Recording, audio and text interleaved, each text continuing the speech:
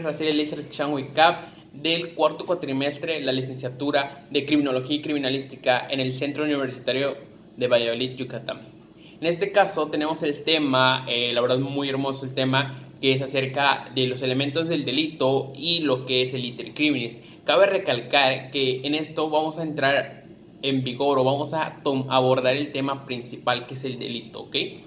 ¿Qué es el delito? El delito cabe en un principio de legalidad como tal. ¿A qué nos referimos con esto? El delito es todo aquello que la ley llega a consignar como tal. O sea, si la ley no lo llega a determinar, entonces no se toma como delito. ¿Ok? Cabe recalcar que el artículo 8 nos señala que el delito es toda aquella acción u omisión de manera culposa o dolosa que se cometa y se va a ser penada por la misma ley. Así nos adentramos al tema que es los elementos del delito. Ok, ¿a qué nos queremos decir con esto? Ya para entrar de lleno con esto, vamos a comenzar con algo básico, con el principal, que es la acción. ¿A qué nos referimos con la acción? Es toda conducta voluntaria humana.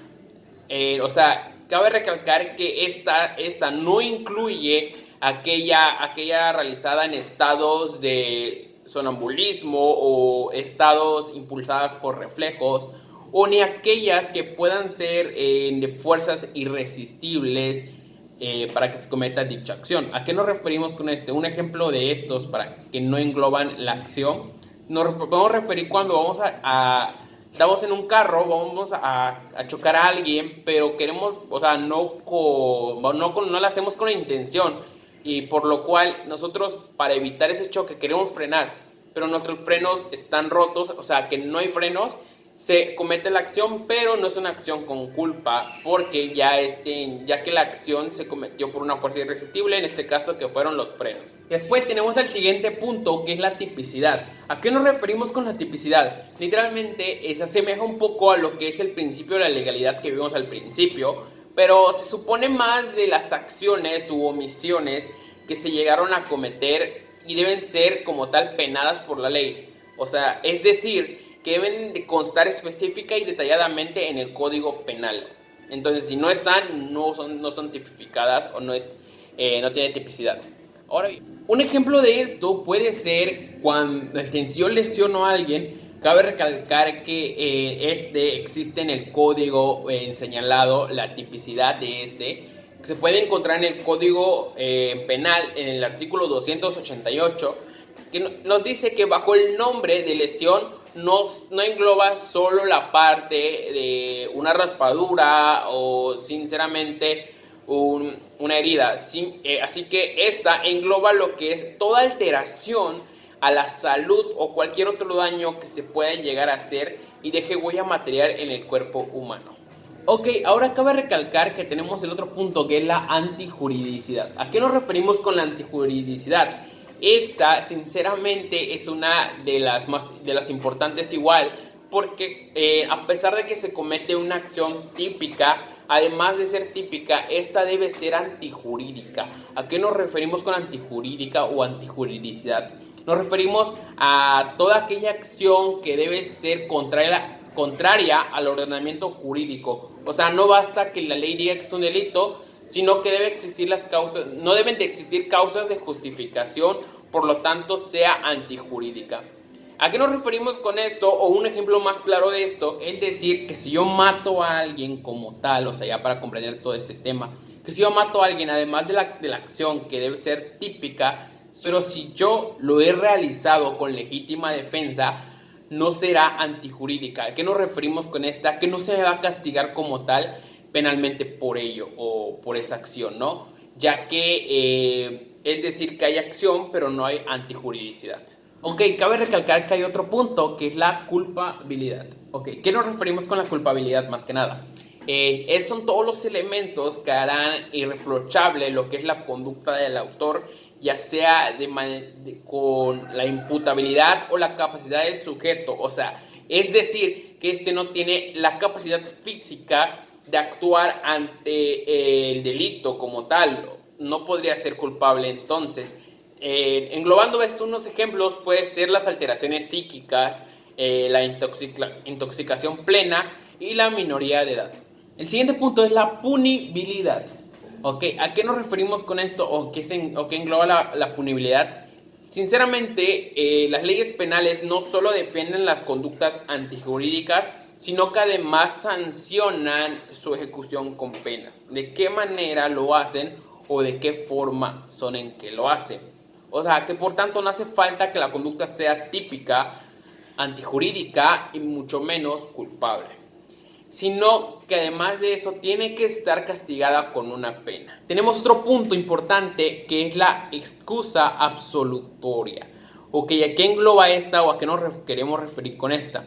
Cabe recalcar que el artículo 16.2 del Código Penal nos dice que esta es aquella que quedará exento de responsabilidad penal por el delito intentado quien evite voluntariamente la consumación del delito. Ok, esto quiere decir que las excusas absolutorias tienen su origen desde antes que la persona cometa el delito, cometa la acción delictiva.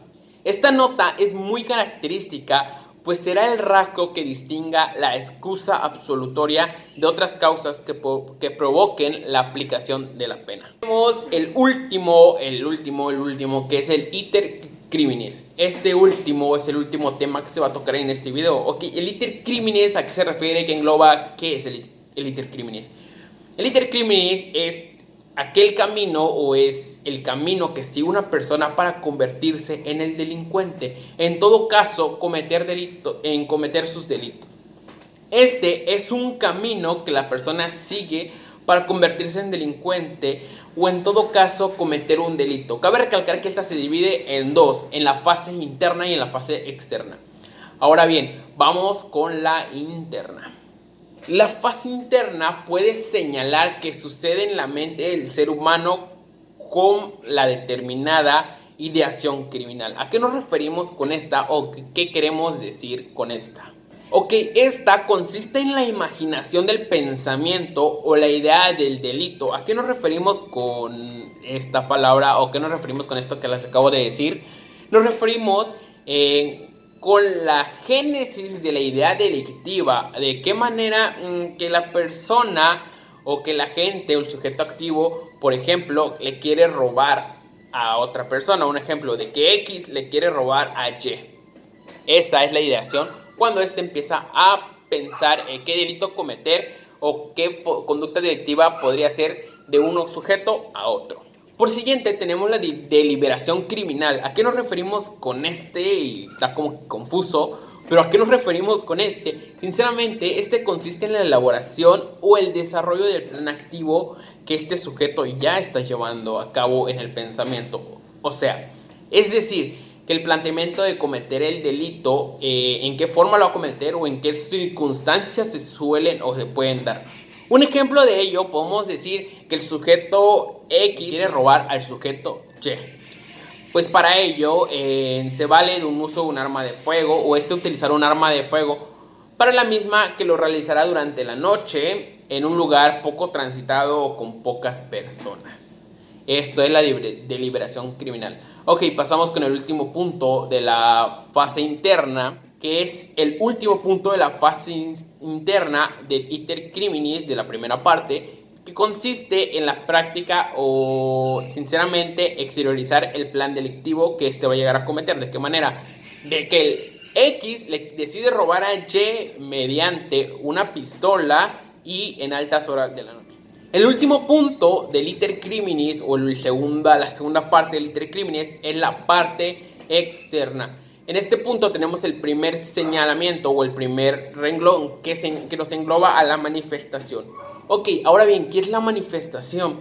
Es cuando la persona después de la resolución decide que sí quiere llegar a cometer el delito. ¿De qué forma? La empieza a manifestar, la empieza a comentar, la empieza a decirlo a su vecino, a su amigo, el otro. Pero en esta etapa no es punible el delito.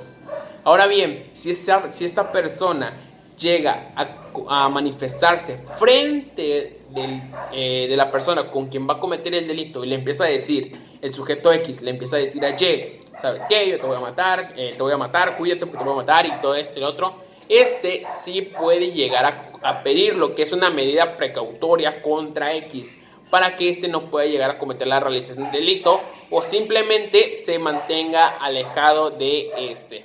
Ok, el siguiente punto es la preparación. Aquí nos referimos con el tema de la preparación. Es súper fácil de comprender. Es aquel punto donde este sujeto ya va a empezar a prepararse. Un ejemplo, si va a cometer un asalto, ¿qué ocupa para un asalto? Ocupa un arma, ok. Entonces, si X va a cometer un asalto o un homicidio, ¿qué haría? Primero, buscar a alguien que venda armas o buscar la forma de conseguir un arma para poder cometer el delito como tal. Entonces, para emplear dicho acto, ocupa un arma. Por lo cual, va a empezar a prepararse, ver dónde conseguir un arma, quién vende armas y todo así. Por último punto, del iter criminis, que de la fase externa, tenemos un punto súper importante, que es la ejecución del delito. Ok, tal como su nombre lo dice, es la ejecución de dicho delito. ¿A qué nos referimos con esto? Es la realización de los actos para cometer dicho delito. Pero esta se engloba en diferentes fases, así que no te vayas. Dentro de estos actos surgen situaciones que le impiden al sujeto llegar a consumar el acto, las cuales son las siguientes. Tenemos la tentativa. Esta, sinceramente, es aquella que va en contra o es causas ajenas de la voluntad del individuo. ¿A qué nos referimos? Cuando X quiere golpear a Y y X es atropellado por un camión. Entonces, ¿qué pasa ahí? Que fue una causa ajena a su plan o a su voluntad del delito. Por siguiente tenemos lo que es el delito frustrado. Entonces, ¿a qué nos referimos con este? Más que nada es cuando no se llega a cometer el delito o antes de cometer el delito. ¿A qué nos referimos? Cuando X está a punto de asesinar a Y, pero llegan las fuerzas judiciales a justo tiempo y detienen a X. Entonces, no se llega a cometer el delito y por lo cual es un delito frustrado. Por consiguiente, tenemos uno que la verdad a mí me llama mucho la atención, que es el desistimiento o el arrepentimiento, ya que el autor Jiménez de Azúa nos da a entender que esto es cuando el sujeto se arrepiente a la mera hora o desiste de cometer el delito. ¿De qué forma? Cuando X intenta hurtar una joya, pero se arrepiente y piensa en las consecuencias que pueden haber al hurtar esa joya. Ok, y por último tenemos ya el último punto de estos, que es el delito imposible. ¿A qué nos referimos con esto? Son actos que no son idóneos o no pueden llegar a consumarse, ¿ya? Ok, ¿de qué manera surgen estos? Es cuando X intenta matar a Y, pero usa un arma de juguete para realizar el acto. Entonces es un delito imposible porque creo que no puedes matar con un arma de juguete. Así que bueno, de mi parte es todo. Espero que se disfrute el video y pues nos vemos. Saludos, adiós.